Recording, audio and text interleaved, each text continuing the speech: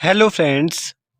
आज हम देखने वाले क्लास 12th केमिस्ट्री रसायन विज्ञान का मॉडल पेपर। ठीक है, कक्षा 12 का मॉडल पेपर देखेंगे कैसा पेपर आता है और आप कैसे एग्जाम में इस पेपर को सॉल्व करोगे। ठीक है, कैसे आप पेपर को सॉल्व करोगे ठीक है, और आपको मॉडल पेपर या कह सकते हो जो कॉपी पे पेपर कैसे सॉल्व करोगे। ठीक है, तो वो भी आपको पता चल जाएगा इस वीडियो को देखने के बाद। ठीक है, कैसे आपको कॉपी में लिखना होता है और कैसे आप 70 में 70 नंबर गेन कर सकते हो।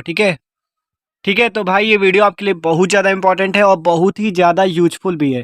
ठीक है, तो आपको भी अगर 70 में 70 नंबर लाने हैं तो ये प्लीज़ वीडियो को भाई लास्ट तक देखना। ठीक है, तो चलो शुरू करते हैं इस वीडियो को और देखते हैं। तो देखो इसको सॉल्व करते हैं। पहले आपको देखो पहले पता होना चाहिए कि 3 घंटे 15 मिनट का जो होता है वो हमारा पेपर आता है। ठीक है, जो क्लास 12 का केमिस्ट्री का या कह सकते हो किसी भी सब्जेक्ट का पेपर होगा 3 घंटे 15 मिनट का होगा। और जो केमिस्ट्री का पेपर होता है वो 70 नंबर का होता है। ठीक है, 70 नंबर का होता है और 30 नंबर जो होते हैं हमें प्रैक्टिकल से मिलते हैं। इतनी बात आपको पता होनी चाहिए। ठीक है, आप देखो इस पेपर को हम लोग देखते हैं कौन कौन से क्वेश्चन इस पे किस टाइप के आते हैं। ठीक है, तो देख सकते हो जैसे क्वेश्चन नंबर 1 है हमारा कि इस प्रश्न के प्रत्येक खंड में 4 विकल्प दिए गए हैं, सही विकल्प चुनकर उसे अपनी उत्तर पुस्तिका में लिखिए। ठीक है, तो हमें 4 विकल्प दिए गए हैं, उनमें से हमें सही विकल्प चुनकर अपनी उत्तर पुस्तिका अर्थात आंसर शीट पे लिखना है। ठीक है, तो देखो पहला क्वेश्चन आपका 1 नंबर के लिए कि फलक केंद्रीय घनी जालक में एकक कोशिका में परमाणुओं की संख्या कितनी होगी। आपको 4 ऑप्शन दिए गए हैं। ठीक है, तो जैसा आपको इस पे दिख रहा है ये क्वेश्चन हमें बताना है। तो देखो इसे सॉल्व करते हैं। तो देखो आपको अपनी आंसर शीट पे लिखना कैसे होता है। देखो आपको सिंपल क्या करना है, ऊपर आपको लिखना है जैसे खंड आ लिख सकते हो, ऊपर खंड आ भी लिख लेना है। ठीक है, और फिर क्या लिखना है, जैसे प्रश्नोत्तर संख्या हम लोग 1 करने वाले तो आपको लिखना है सिंपल प्रश्नोत्तर संख्या 1। ठीक है, अब उसका आंसर नंबर का लिखना है। तो का में कौन सा आंसर सही होगा, हमारा विकल्प नंबर 3 जिसमें 4 था। क्यों, आप बताते हैं आपको क्यों। ठीक है, देख सकते हो ये आपकी एक एकक कोष्ठक है। इसमें क्या होता है, फलक केंद्री में आपके 8 कोनों में अवयवी कण होते हैं। तो 8 × 1/8 प्लस 6 फलक होते हैं, 6 × 1/2 जो आंसर आएगा वो आपका आ जाएगा 4। ठीक है, तो आपको सिंपल कैसे लिखना होता है, यहाँ पे आपको सिंपल केवल इतना लिख देना है विकल्प नंबर 3 4। ठीक है, और यहाँ पे सही का निशान ऐसे लगा देना है। ठीक है, तो आपके 1 नंबर भैया कोई काट नहीं सकता। ठीक है, बस आपको इस टाइप से लिखना है, प्रश्नोत्तर संख्या 1 डाला, आंसर नंबर का लिख देना, विकल्प थर्ड आपका चौथा जो 4 इसका आंसर आएगा। ठीक है, तो इसका आंसर कौन सा हमारा सही हो जाएगा, ये 4। ठीक है, कि फलक केंद्रीय घनी जालक में कितनी एकक एकक कोशिका में जो परमाणुओं की संख्या होती है वो कितनी होती है, 4। 1 नंबर आपके फिक्स हो गए। ठीक है, आप देखते हैं अगला क्वेश्चन। पहले का खा कह रहा शुद्ध जल की मोलरता होती है, शुद्ध जल की मोलारिटी कितनी होती है ये आपको बतानी। तो इस क्वेश्चन को तो आपको सॉल्व करके ही बता सकते हो, ज्यादा अच्छा रहेगा। देखो सॉल्व करते हैं इसको। तो देखो अगर बात करें शुद्ध जल की मोलरता की तो वो होती 55.56। ये आपको याद भी रखनी है और निकालना भी सीख लेना है। देखो कैसे निकालते हैं इसको, आपको सिंपल क्या पता होना चाहिए, जल का घनत्व। जल के घनत्व को आपको बस याद रखना है। जल का जो घनत्व होता है वो होता है 1 ग्राम प्रति मोल। जल का घनत्व कितना होता है, 1 ग्राम प्रति मोल। तो अब आपको घनत्व का फॉर्मूला भी याद होना चाहिए, द्रव्यमान बटा आयतन। ठीक है, द्रव्यमान बटा आयतन, जहां द्रव्यमान कह सकते हो या भार कह सकते हो। ठीक है, तो जल का भार है ये। तो अब इतना फॉर्मूला आपको पता है, और जो जल के मोल का फॉर्मूला होता है वो होता है भार बटा अणुभार। तो इसका भार कितना है, 1 ग्राम पर मोल, मतलब 1 ग्राम और 1 मोल। ठीक है, तो भार कितना है आपका 1, तो 1 हो गया आपका, और अणुभार कितना 18, तो 1/18। तो जल के अपने मोल निकाल लिए, कितने आ गया 1/18। ठीक है, अब आपको सिंपल मोलरता का फॉर्मूला लगा देना है। मोलरता बराबर होता है विलेय के मोलों की संख्या बटा विलयन का आयतन लीटर में। तो मोलों की संख्या ये आ गई और आयतन कितना है हमारा मिलीलीटर, 1 ग्राम प्रति मिलीलीटर है।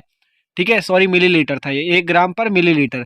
तो 1 मिलीलीटर आ गया, और जब यहाँ पे फॉर्मूले में लीटर में है, यहाँ मिलीलीटर लिखा तो ऊपर 1000 का गुणा कर देना।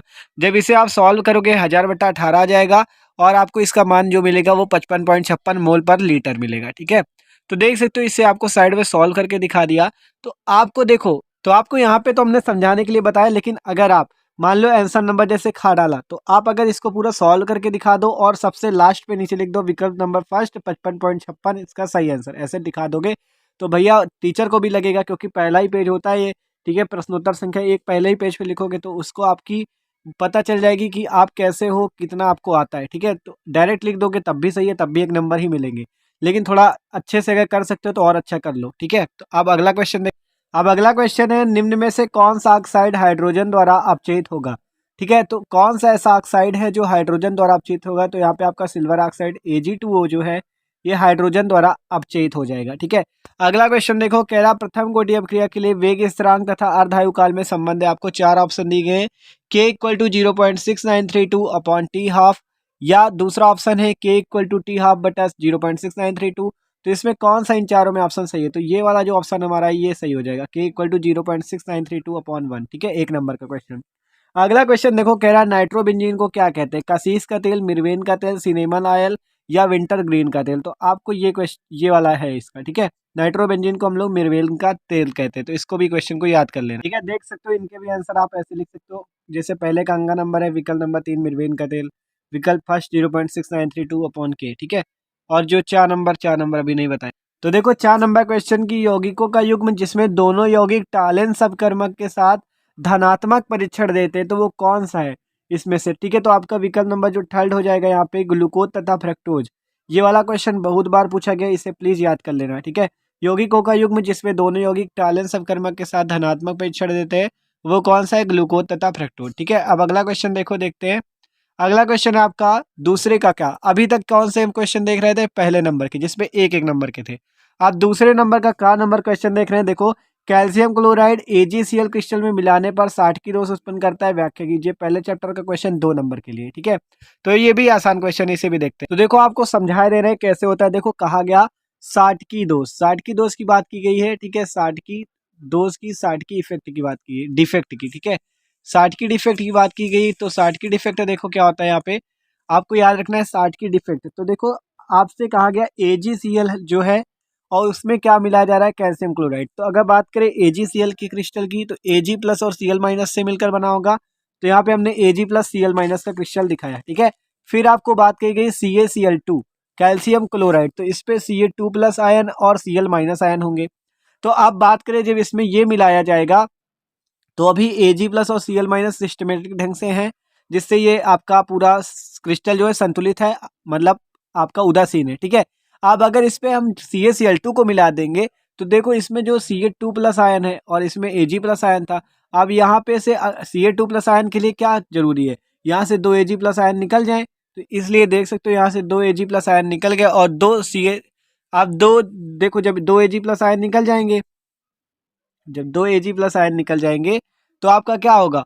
2 खाली जगह बचेंगी। अब उसमें से Cu2 प्लस, ये जो आपका Cu2 प्लस है, ठीक है, Cu2 प्लस जो है ये आएगा Cu2 प्लस। तो Cu2 प्लस तो आपका एक ही जगह पे आ जाएगा, Ag क्योंकि प्लस था, उसने दो दो Ag निकाल कर 2 प्लस किया, लेकिन इसने अकेले से, तो एक जगह Cu2 प्लस आ जाएगा और एक स्थान खाली रह जाएगा, और जिस पे क्या होती है? रिक्तिका खाली रह जाती। तो आप बता सकते हो कि AgCl में CaCl2 मिलाने पर जो 60 की दोष उत्पन्न होता है, उसकी व्याख्या करने को कह रहा था। तो 60 की दोष उत्पन्न होता है, और आपका एक 2 Ag प्लस बाहर निकल जाते हैं, और एक Cu2 प्लस उसका स्थान ग्रहण कर लेता है, और एक जो होता है, मतलब Ag प्लस की जगह क्या होती है? खाली रह जाती है, रिक्त स्थान रह जाता है, जिसे रिक्तिका कहते हैं। ठीक है, तो ये बात होती है, देख सकते हो इसको। ठीक है, ये वाला क्वेश्चन भी आप बता सकते हो अच्छे से। अब अगला क्वेश्चन देखो, कह रहा है 1 विलियन में 40 ग्राम NaOH 50 मिली जल में घोला गया, इसकी मोलरता एवं नॉर्मलता की गणना कीजिए। 2 नंबर का क्वेश्चन, तो इसे भी सॉल्व कर लेंगे आसानी से।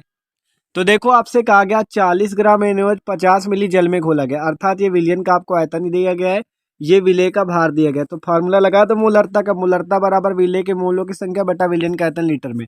तो मोलों की संख्या का जो फार्मूला होता है वो होता है भार बटे में अणुभार, ये मोलों की संख्या का फॉर्मूला होता है। तो भार कितना दिया गया? 40, अणुभार कितना दिया गया निकाल लो यहाँ से, सोडियम का 23, ऑक्सीजन का 16, हाइड्रोजन का 1, तो 40 इसका अणुभार भी आ गया। तो भार बटा अणुभार फॉर्मूला लगाओगे, भार 40 अणुभार 40 आयतन 50। हाँ, यहाँ पे फॉर्मूला हमने लीटर में लिखा, यहाँ मिलीलीटर लिखा, तो ऊपर कर देंगे 1000 का गुणा, और भैया बस सिंपल सॉल्व कर लेना, तो आपका 20 मोल पर लीटर आ जाएगा। अब बात करनी है नॉर्मलता की, तो नॉर्मलता भी निकाल लेते हैं। नॉर्मलता का फॉर्मूला होता है विलेय का भार बटा तुल्यांकी भार, और अपॉन में विलियन का आयतन लीटर में। तो तुल्यांकी भार यहाँ से निकाल सकते हो, तुल्यांकी भार बराबर अणुभार बटा संयोजकता, अणुभार अभी अभी निकाल के दिखाया 40, और NaOH की संयोजकता जो हो जाएगी वो कितनी होगी? 1, तो 1 हो जाएगी, तो यहाँ पर से तुल्यांकी भार 40 आ गया। तो इसका भार 40 आपको पहले ही दिया गया है, देख सकते हो 40 ग्राम NaOH आपसे कह रहा था, तो भार 40 दिया गया, अणुभार भी 40 है, और आपको आयतन 50 दिया गया है, और 1000 का गुणा कर दोगे क्योंकि ये ml में है, तो इसका जो ये आंसर आएगा वो आएगा 20 तुल्यांक पर लीटर। इसका 20 मोल पर लीटर मोलरता आई, तुल्यांक पर लीटर आपकी नॉर्मलता आ गई। ठीक है, तो ये क्वेश्चन भी आसानी से सॉल्व कर लेना। ठीक है, तो एकदम आसान 2 नंबर का है। तो देखो अब अगला क्वेश्चन, यद्यपि विद्युत रासायनिक श्रेणी में एल्युमिनियम हाइड्रोजन से ऊपर है, किंतु यह जल और वायु में स्थायी है क्यों? आपको बताना है वैद्युत रासायनिक श्रेणी जो है आपकी इलेक्ट्रोकेमिकल सीरीज जो है, इसमें क्या है, एल्युमिनियम जो है हाइड्रोजन से ऊपर है। एल्युमिनियम क्या है, हाइड्रोजन से ऊपर है, किंतु यह वायु और जल में स्थायी है। ऐसा क्यों? मतलब एल्युमिनियम वायु हाइड्रोजन से ऊपर है, फिर भी यह जल और वायु में स्थायी है क्यों? तो देखो इसका आंसर क्या है कि एल्युमिनियम जल तथा वायु के साथ उच्च ताप पर क्रिया करता है और साधारण ताप पर जल के साथ इसकी क्रिया मंद होती है, अतः यह स्थायी है। क्या कहा गया? एल्युमिनियम जो है जल तथा वायु के साथ किस टेम्परेचर पर क्रिया करता है? हाई टेम्परेचर पर।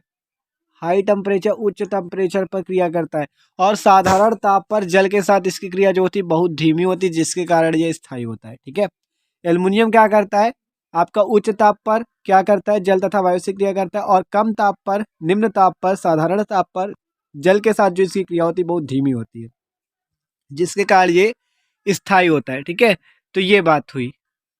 तो दूसरे का गा नंबर भी हो गया। आप घा देखो, अमोनिया की क्लोरीन से अपक्रिया कीजिए, 2 नंबर का क्वेश्चन। देखो इसको भी देखते हैं। तो देखो हमने अमोनिया की क्लोरीन के साथ अपक्रिया की। यहाँ पे अमोनिया का फॉर्मूला, क्लोरीन का फॉर्मूला, जब इनकी क्रिया करेंगे तो आपका यहाँ से नाइट्रोजन और क्लोरीन निकल जाएगा, NCl3 और 3HCl बन जाएगा नाइट्रोजन ट्राइक्लोराइड। अब आपके मन में ये बात आएगी क्या इतने लिखने से हमें 2 नंबर मिलेंगे? तो भैया शायद नहीं मिलेंगे। क्यों? आप सिंपल देखो, थोड़ा सा ऊपर लिख लेना इसकी थ्योरी भी, कि अमोनिया देखो जो रिएक्शन की है उसी की थोड़ा ऊपर यहाँ थ्योरी लिख लेना। क्या लिखोगे? आपको पहले हेडिंग लगानी है अमोनिया की क्लोरीन के साथ अपक्रिया। ठीक है, अब नीचे लिखना है आपको थ्योरी पे कि अमोनिया की क्लोरीन के साथ अपक्रिया करने पर नाइट्रोजन क्लोराइड बनता है तथा HCl भी बनता है। इतना लिख देना और फिर रिएक्शन लिख देना, तो आपके 2 नंबर कोई नहीं काट पाएगा। केवल रिएक्शन लिख दोगे तो थोड़ा 1-1.5 नंबर मिल सकता है। ठीक है, लेकिन अगर थ्योरी लिख दिया तो भैया कोई नंबर नहीं काट सकता। ठीक है, तो थोड़ा थ्योरी खुद से ही लिखना है। अमोनिया की क्रिया क्लोरीन से करने पर नाइट्रोजन ट्राइक्लोराइड बनता है। ठीक है, एकदम ठीक है। तो दूसरे नंबर का क्वेश्चन हो गया। अब तीसरा देखते हैं। तीसरे में कह रहा है राउड का वाष्पदाब अवनमन नियम लिखिए। ठीक है, राउड का आपको वाष्पदाब का अवनमन नियम लिखना है। तो भैया ये वीडियो आपको चैनल पे मिल जाएगा और इसकी सीमाएं भी लिखिए, बहुत ही अच्छे से हम लोगों ने समझ रखा है। ठीक है, तो आप देख लेना, 2 नंबर का क्वेश्चन है। ठीक है, अगला है कि फैराडे का वैद्युत अपघटन का प्रथम नियम लिखिए। ये वाला भी वीडियो आपको मिल जाएगा चैनल पे। ठीक है, अगला क्वेश्चन देखो, 2 नंबर के लिए द्रव स्नेही और द्रव विरोधी क्लोराइड किस सॉरी द्रव स्नेही और द्रव विरोधी क्लोराइड किससे कहते हैं? प्रत्येक को एक एक उदाहरण से समझाइए। बहुत ही आसान टॉपिक है, बहुत आसानी से आपको समझाया भी है, वीडियो देख लेना। ठीक है, आप देखो आपका मतलब पूरा चैप्टर जितने भी हैं आपकी क्लास 12 के सारी प्लेलिस्ट बनी हुई है, आप जाके चेक कर सकते हो। ठीक है, अगला क्वेश्चन, रासायनिक समीकरण देते हुए SO2 की विरंजक क्रिया का कारण समझाइए। ठीक है, आपको SO2 की विरंजक क्रिया का कारण समझाना, ये क्वेश्चन भी हो गया। ठीक है, 2 नंबर का। अगला क्वेश्चन देखो, चौथे का कह रहा है संक्रमण तत्व परिवर्ती ऑक्सीकरण अवस्था का प्रदर्शन करते हैं क्यों? तो ये भी आपको संक्रमण तत्वों वाले पे मिल जाएगा। ठीक है, तो आप जाके देख सकते हो वीडियो। ठीक है, तो अगला क्वेश्चन देखो, कह रहा है नाइट्रोबेंजीन की NO2 समूह तथा बेंजीन वाला की एक एक अपक्रिया लिखिए। ठीक है, नाइट्रोबेंजीन जो है आपका ये, ठीक है, ये जो आपका नाइट्रोबेंजीन है, इस पे आपको क्या करना है, इसके NO2 समूह तथा कह रहा है बेंजीन वलय, इसकी आपको अपक्रिया लिखनी है। ठीक है, तो ये भी आप लिख सकते हो आसानी से। ठीक है, अब अगला देखो, ताप सुघट तथा ताप दृढ़ बहुलकों को प्रत्येक के 2 उदाहरण के साथ समझाइए। ठीक है, तो ये वाला भी देख सकते हो। और इसके बाद जो चौथे का घ नंबर क्वेश्चन है, पूतिरोधी एंटीसेप्टिक तथा प्रतिजैविक एंटीबायोटिक्स एंटीबायोटिक्स क्या होते हैं, इनके प्रमुख कार्य उदाहरण से समझाइए। तो ये वाला क्वेश्चन देखो आपको बताते। तो देखो पूतिरोधी एंटीसेप्टिक क्या होता है, कह रहा पूतिरोधी ऐसे रासायनिक यौगिक, ऐसे केमिकल कंपाउंड होते हैं जो जो सूक्ष्म जीवों को नष्ट कर देते हैं या उनकी वृद्धि रोक देते हैं। अल्सर जैसी बीमारियों की निदान में इनका उपयोग किया जाता है। ठीक है, उनके निदान में, तो ये इसका कार्य है। ठीक है, तो पूतिरोधी क्या होते हैं? पूतिरोधी ऐसे रासायनिक यौगिक होते हैं जो सूक्ष्म जीवों को नष्ट कर देते हैं, मतलब जो हमारे शरीर में बैक्टीरिया होते हैं उनको नष्ट कर देते हैं या उनकी वृद्धि को रोक देते हैं। और अल्सर जैसी बीमारियों के निदान में इनका उपयोग भी किया जाता है। ये पूतिरोधी की बात है। आप देखते हैं प्रतिजैविक। ठीक है, तो वे पदार्थ जो कम सांद्रता में सूक्ष्म जीवों की उपापचयी प्रक्रमों में अवरोध उत्पन्न करने में उनकी, देखो कह रहा है वे पदार्थ जो कम सांद्रता में सूक्ष्म जीवों की उपापचयी प्रक्रमों में अवरोध उत्पन्न करते हैं और उनकी वृद्धि को रोक देते हैं, प्रतिजैविक एंटीबायोटिक्स कहलाते हैं। ठीक है, तो ये ठीक है, वो आपका एंटीबायोटिक्स हो गया और वो आपका, और ये आपका एंटीसेप्टिक था। ठीक है, अब अगला देखते हैं। अगला क्वेश्चन देखो, कह रहा है एक रासायनिक अभिक्रिया का ताप 290 केल्विन से बढ़ाकर 300 केल्विन करने पर अपक्रिया की दर दोगुनी हो जाती है। अपक्रिया का संकीर्ण ऊर्जा का मान ज्ञात कीजिए। आपको आर का मान ये दिया हुआ है, ठीक है। तो देखो इस क्वेश्चन को आपको सॉल्व करते हैं। देखो 5 का नंबर क्वेश्चन है आपका। T1 equal to 290 kelvin, T2 equal to 300 kelvin, ठीक है। आपको दो तापमान दिए गए, 290 केल्विन से बढ़ाकर 300 केल्विन कर दिया जाता है, ठीक है। तो आपको यहाँ पे K1 का मान दिया गया, देखो K, क्योंकि आपसे कहा गया कि दर क्या होती है, दुगुनी हो जाती है। तो हमने माना K1 बराबर K, तो K2 कितना हो जाएगा, दुगुना मतलब 2K। और R का मान ये दिया गया 8.314। तो बस फॉर्मूला लगा दो, log K2 upon K1 equal to EA। ये यहाँ पे संक्रिय ऊर्जा है, इसी का मान हमें निकालना है, ठीक है। अपॉन 2.303 अपॉन R, और यहाँ पे तापमान T2 मैंने T1 अपॉन T1 T2। तो बस फॉर्मूला लगा दो, log K2 का मान 2K अपॉन K, ठीक है। ये हमें निकालना है 2.303 R, अभी ऐसे ही रख दो। T2 का मान इन सब की वैल्यू रखोगे तो इतना आ जाएगा, ठीक है। अब आगे आपको सॉल्व करना है, कुछ नहीं केवल सॉल्व ही करना है, ठीक है। आसानी से सॉल्व कर सकते हो, देख सकते हो। हमने यहाँ पे आपको पूरा सॉल्व करके दिखाया हुआ है, आप समझ लेना, ठीक है। तो देख सकते हो यहाँ पे EA का मान आपका, देखो बाद में क्या करोगे, R की वैल्यू यहाँ पे रख देना 8.314। EA की वैल्यू निकल आएगी आसानी से, कितनी आएगी, 50.14 किलो जूल पर मोल। पहले जूल पर मोल में आई थी, इतनी जूल पर मोल में, फिर हमने किलो जूल पर मोल में निकाल ली, ठीक है। तो आंसर हो जाएगा, देख सकते हो, आसानी से सॉल्व कर लेना, ठीक है। तो इस टाइप से आपको लिखना होता है पेपर पे और सॉल्व करना होता है, ठीक है। अब अगला क्वेश्चन, एक दंतुर, द्विदंतुर तथा उभय दंतुर लिगेंड से क्या तात्पर्य, प्रत्येक के दो उदाहरण दीजिए। 4 नंबर का क्वेश्चन है भैया, आप वीडियो जाके देख सकते हो, अभी बना हुआ है, ठीक है, कुछ दिन पहले। तो एकदम आसान है, इसको भी देख लेना, ठीक है। एक दंतुर, द्विदंतुर, उभय दंतुर लिगेंड। अगला क्वेश्चन, शीर्ष समवायता और ट्रांस समवायता की परिभाषा दी बताइए। 4 नंबर का क्वेश्चन, ठीक है। ये शीर्ष समवायता और ट्रांस समवायता की परिभाषा बतानी है, ठीक है। अगला देखो, फ्रेयान 12 DDT कार्बन टेट्राक्लोराइड तथा आयोडो फॉर्म के उपयोग दीजिए। 4 नंबर का क्वेश्चन, ठीक है। तो ये भी देख सकते हो। अगला क्वेश्चन 5 नंबर के लिए, लकड़ी के भंजक आसवन से मेथिल अल्कोहल का निर्माण किस प्रकार किया जाता है, सभी अपक्रियाओं को उदाहरण सहित समझाइए। आप 5 नंबर का क्वेश्चन, ये वाला क्वेश्चन कर सकते हो, या बीच में अथवा लगा हुआ है, ये वाली अपक्रियाएं कर सकते हो। चाहे ये वाला क्वेश्चन कर लो छठवें का काम है, या ये नीचे वाली अपक्रिया कर सकते हो। कह रहा निम्नलिखित को समझाइए। एल्कोहलों का अणुभार बढ़ने पर जल में इनकी विलेयता क्यों घट जाती है, पावर एल्कोहल क्या है एवं उसका उपयोग बताइए। और आगे का क्वेश्चन, ये फिनाल अम्लीय होते हैं क्यों, ठीक है। तो आप चाहे ये वाला क्वेश्चन कर लो, मेथिल अल्कोहल के निर्माण की विधि लिख लो, या आप इन तीनों अपक्रियाओं को लिख दो। निम्नलिखित को समझिए 5 नंबर पे, चाहे इन तीनों को कर दो, दो ये एक उधर फिनाल वाला, ठीक है, या इसको कर दो। तो अथवा लगा, चाहे ऊपर वाला करो चाहे नीचे वाला क्वेश्चन, ठीक है। तो छठवा का ये हो गया। आप देखो, देखते छठवे का क्या नंबर, खा नंबर कह रहा क्या होता है जब किसी रासायनिक समीकरण लिखिए, ठीक है, केवल रासायनिक समीकरण लिखिए। 5 नंबर का क्वेश्चन कह रहा, लेड की साथ नाइट्रिक अम्ल के साथ अब क्या होती है, कैल्शियम एसीटेट तथा कैल्शियम फॉर्मेट के मिश्रण को गर्म किया जाता है। तो ये आपकी केमिकल रिएक्शन है, आप ये वाली रिएक्शन कर सकते हो, या बीच में अथवा लगा होता है, ठीक है। ऐसा ही पेपर आएगा, जरूरी नहीं कि रिएक्शन सेम हो जाए, लेकिन ऐसा ही ज्यादातर आता है, ठीक है। तो कैसे प्राप्त करेंगे, मतलब आप चाहे ऊपर वाली रिएक्शन कर लो या नीचे वाली, ये पांचों कर लो, ठीक है। आपको मिलने 5 नंबर है, चाहे ऊपर वाला करो चाहे नीचे वाला, मतलब जो आता हो वो करो, ठीक है। अथवा बीच में लगा हुआ है ना, जो आता हो वो करो। अब अगला देखो 7वें का जो कि 5 नंबर पे है, हैबर विधि द्वारा अमोनिया के औद्योगिक निर्माण का नामांकित चित्र बताइए। तो भैया 7वां का नंबर क्वेश्चन 5 नंबर के लिए, तो ये वाला बहुत इंपॉर्टेंट अब है, इसे अच्छे से देख लेना, ठीक है। ज्यादातर पूछी जाती है, तो वीडियो आपको मिल जाएगा चैनल पे, ठीक है।